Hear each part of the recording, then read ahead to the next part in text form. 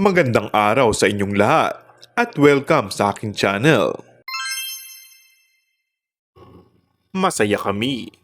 Ito ang isinagot ng What's Wrong with Secretary Kim star na si Paolo Avellino makaraang mapag-usapan sa isang panayam ang patungkol sa co-star niyang si Kim Joo.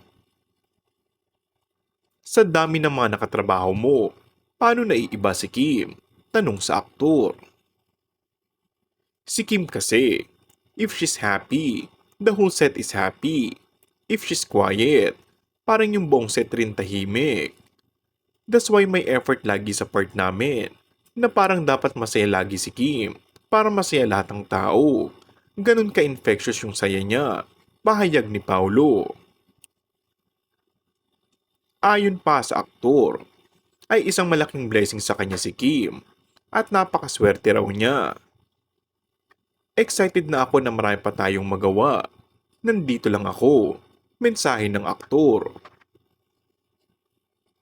Usap-usapan pa rin kasi kung ano ang tunay na status ng on-screen love team ni na Paolo at Kim. Tanong pa sa aktor ay kung sinasagot na siya ng aktres sa balitang panliligaw nito. Maiksi, ngunit makahulugan naman sa mga tagahanga ang secret at maiksing sagot ng aktor. Hula tuloy ng Kim Pao fans ay tapos na ang panliligaw nito at napa-oo na ang aktres. Sa kabilang banda ay natutuwa naman daw si Kim na unti-unti na nagbabago ang aktor. From sobrang seryoso, ngayon daw ay nagiging makulit na.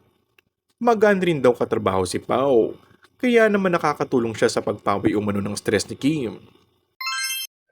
And that's all for our today's video.